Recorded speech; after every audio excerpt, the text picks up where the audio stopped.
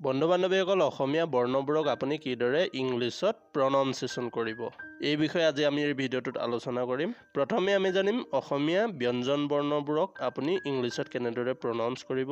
তাৰ পাছত আমি জানিম স্বৰ বৰ্ণ কেইটাৰ বিষয়ে আৰু তাৰ পাছত আমি জানিম স্বৰচিহ্নবোৰৰ বিষয়ে। আশা কৰোঁ এইটো ভিডিঅ' চোৱাৰ পাছত আপুনি যিকোনো অসমীয়া শব্দ এটা ইংলিছত লিখিব পাৰিব আৰু যিকোনো ইংলিছত লিখা শব্দ এটা আপুনি সহজেই পঢ়িব পাৰিব। তেনেহ'লে আহক আমি পলম নকৰাকৈ ভিডিঅ'টো আৰম্ভ কৰোঁ। বন্ধু বান্ধৱীসকল আপোনালোকে অসমীয়া ব্যঞ্জন বৰ্ণৰ চাৰ্টখন দেখিবলৈ পাইছে।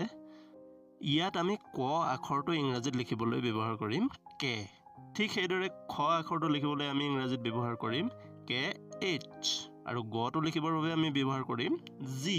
ঘটো লিখিবলৈ আমি ব্যৱহাৰ কৰিম জি এইচ আৰু ঙটো লিখিবলৈ আমি ব্যৱহাৰ কৰিম এন। প্ৰথম চটো লিখিবলৈ আমি ব্যৱহাৰ কৰিম চি এইচ আৰু দ্বিতীয় চটো লিখিবলৈ আমি ব্যৱহাৰ কৰিম চি এইচ এইচ। বৰ্গীয় জটো লিখিবলৈ আমি ব্যৱহাৰ কৰিম জে। ঝটো লিখিবলৈ আমি ব্যৱহাৰ কৰিম জে এইচ আৰু নিয়টো লিখিবলৈ আমি ব্যৱহাৰ কৰিম এন। ঠিক সেইদৰে আমি মূৰ্ধন্য টটো লিখিবলৈ ব্যৱহাৰ কৰিম টি আৰু মূৰ্ধন্য থটো লিখিবলৈ আমি ব্যৱহাৰ কৰিম ইংৰাজীত টি এইচ। মূৰ্ধন্য ডটো লিখিবলৈ আমি ব্যৱহাৰ কৰিম ডি আৰু মূৰ্ধন্য ধটো লিখিবলৈ আমি ব্যৱহাৰ কৰিম ডি এইচ আৰু মূৰ্ধন্য নটো লিখিবলৈ আমি ব্যৱহাৰ কৰিম এন। বন্ধু বান্ধৱীসকল মূৰ্ধন্য তৰ শাৰীটোৰ সৈতে দন্তীয় তৰ শাৰীটো সম্পূৰ্ণ একেই। ইয়াত আমি দন্তীয় টটো লিখিবলৈ ঠিক টিয়েই ব্যৱহাৰ কৰিম আৰু দন্তীয় থটো লিখিবলৈ আমি টি এইচ ব্যৱহাৰ কৰিম। দন্তীয় ডটো লিখিবলৈ আমি ডি ব্যৱহাৰ কৰিম। দন্তীয় ধটো লিখিবলৈ আমি ডি এইচ ব্যৱহাৰ কৰিম আৰু দন্তীয় নটো লিখিবলৈ আমি এন ব্যৱহাৰ কৰিম। পটো লিখিবলৈ আমি ব্যৱহাৰ কৰিম পি। ফটো লিখিবলৈ আমি ব্যৱহাৰ কৰিম পি এইচ বা এফও আমি ব্যৱহাৰ কৰিব পাৰোঁ ফটো লিখিবৰ বাবে। বটো লিখিবলৈ আমি বি ব্যৱহাৰ কৰিম। ভটো লিখিবলৈ আমি বি এইচ ব্যৱহাৰ কৰিম। মটো লিখিবলৈ আমি এম ব্যৱহাৰ কৰিম। অন্ত্যস্ত জটো লিখিবলৈ আমি ব্যৱহাৰ কৰিম ৱাই। ৰটো লিখিবলৈ আমি ব্যৱহাৰ কৰিম আৰ আৰু লটো লিখিবলৈ আমি ব্যৱহাৰ কৰিম এল। ৱাব্বটো লিখিবলৈ আমি ব্যৱহাৰ কৰিম ভি নাইবা ডব্লিউ। এতিয়া আমি তালব্য শটো লিখিবলৈ আমি ব্যৱহাৰ কৰিম এছ এইচ। ঠিক সেইদৰে মূৰ্ধন্য শটো লিখিবলৈ আমি ব্যৱহাৰ কৰিম এছ এইচ। দন্ত্য শটো লিখিবলৈ আমি ব্যৱহাৰ কৰিম এছ নাইবা এক্সো আমি ব্যৱহাৰ কৰিব পাৰোঁ আৰু হটো লিখিবলৈ আমি ব্যৱহাৰ কৰিম এইচ। ক্ষটো লিখিবলৈ আমি ব্যৱহাৰ কৰিম কে এছ এইচ। ঠিক সেইদৰে দয়ৰটো লিখিবলৈ আমি ব্যৱহাৰ কৰিম আৰ। ধয়ৰটোতো আমি ঠিক আৰেই ব্যৱহাৰ কৰিম আৰু অন্ত্যস্ত য়টোত আমি ৱাই ব্যৱহাৰ কৰিম। বন্ধু বান্ধৱীসকল এটা কথা মন কৰিব, অন্ত্যস্ত জ আৰু অন্ত্যস্ত য় এই দুয়োটাতে ৱাই ব্যৱহাৰ কৰা হয়। হচন্তটো লিখিবলৈ আমি ব্যৱহাৰ কৰিম টি। অনুস্বৰটো লিখিবলৈ আমি ব্যৱহাৰ কৰিম এন জি। বিসৰ্গটো লিখিবলৈ আমি ব্যৱহাৰ কৰিম এইচ আৰু চন্দ্ৰবিন্দুটো লিখিবলৈ আমি ব্যৱহাৰ কৰিম এন। ব্যঞ্জন বৰ্ণৰ আখৰবোৰত ইংৰাজী কি কি লেটাৰ ব্যৱহাৰ হয় এই বিষয়ে আমি জানিলোঁ। এতিয়া আমি জানিম স্বৰ বৰ্ণৰ বিষয়ে। বন্ধু বান্ধৱীসকল আপোনালোকে নিশ্চয় জানে যে স্বৰ বৰ্ণক ইংৰাজীত কোৱা হয় ভাৱেল বুলি। ইংৰাজীত ভাৱেল হ'ল 5টা।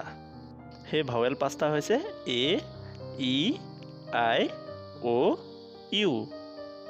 আপোনালোকে দেখিবলৈ পাইছে স্বৰ বৰ্ণৰ চাৰ্টখন আমাৰ আগত আছে। স্বৰ বৰ্ণৰ মুঠ আখৰ হ'ল 11টা। ইয়াত আমি অটো লিখিবলৈ ব্যৱহাৰ কৰিম এ আৰু আটো লিখিবলৈও আমি ঠিক এ ব্যৱহাৰ কৰিম।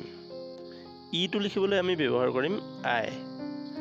ইটো লিখিবলৈও আমি ঠিক একে আই ব্যৱহাৰ কৰিম। উটো লিখিবলৈ আমি ব্যৱহাৰ কৰিম ইউ। উটো লিখিবলৈও আমি ঠিক ইউ ব্যৱহাৰ কৰিম। ৰিটো লিখিবলৈ আমি ব্যৱহাৰ কৰিম আৰ আই নাইবা আৰ ডাবল ই। এটো লিখিবলৈ আমি ব্যৱহাৰ কৰিম ই।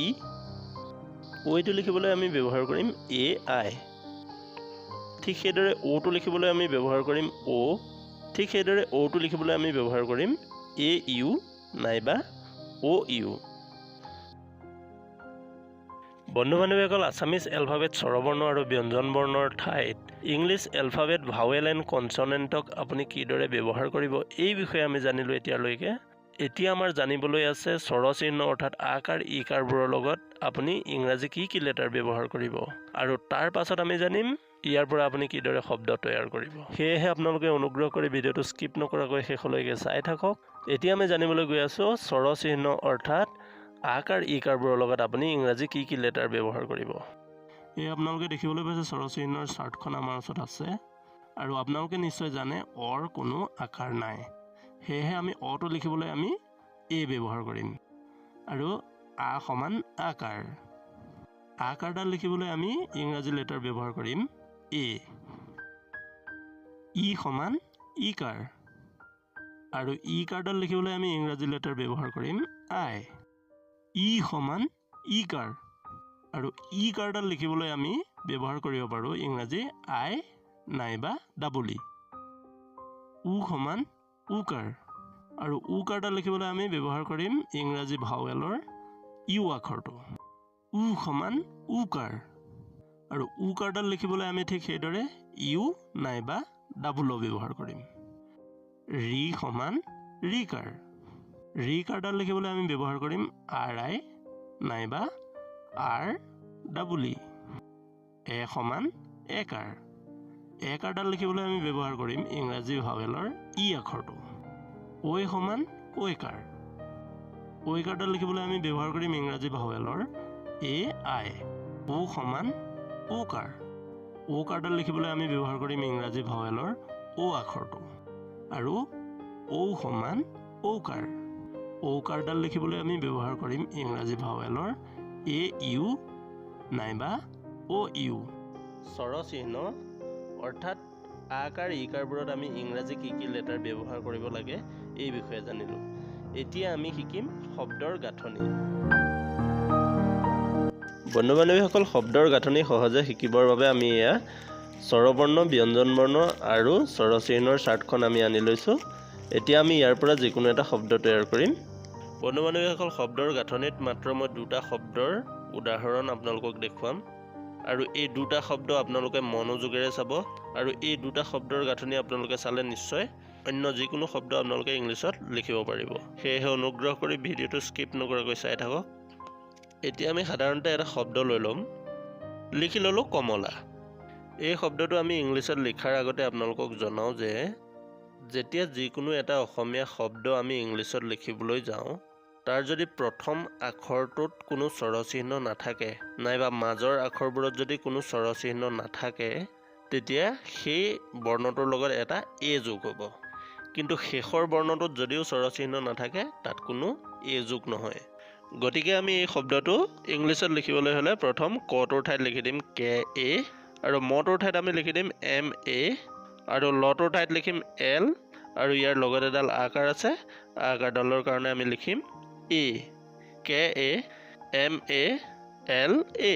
কমলাটো আমি ইংলিছত লিখিবলৈ হ'লে ঠিক এইদৰে লিখিব লাগিব। এইবাৰ আৰু এটা শব্দ আমি ইংলিছত লিখিবলৈ চেষ্টা কৰিম। এইবাৰ আমি এটা নাম লৈ ল'লোঁ, যেনে মহেশ। মহেশৰ স্পেলিংটো অসমীয়াত আছে ম হত একাৰে হে তালবীয় স। ইয়াত আমি মটোৰ ঠাইত লিখি দিম এম এ, কাৰণ মটো হ'ল শব্দটোৰ আৰম্ভণি শব্দ। তাৰপিছত হত একাৰে হে, হটোৰ ঠাইত আমি লিখি দিম এইচ আৰু একাৰডালৰ ঠাইত আমি লিখিম ই। তাৰপাছত তালব্য হটোৰ ঠাইত আমি লিখিম এছ এইচ। এতিয়া আমি দুটা অসমীয়া শব্দ ইংৰাজীত লিখি উদাহৰণ দেখুৱালোঁ। নেক্সট ভিডিঅ'ত আমি অলপ বহলাই এই বিষয়ে আলোচনা কৰিম। বন্ধু বান্ধৱীসকল, ভিডিঅ'টো চাই যদি ভাল পালে অনুগ্ৰহ কৰি এটা লাইক কৰিব আৰু এনেধৰণৰ ভিডিঅ' আপোনালোকে পাই থাকিবলৈ চেনেলটো ছাবস্ক্ৰাইব কৰিব আৰু ভিডিঅ'টো বন্ধুবৰ্গৰ লগত শ্বেয়াৰ কৰিব।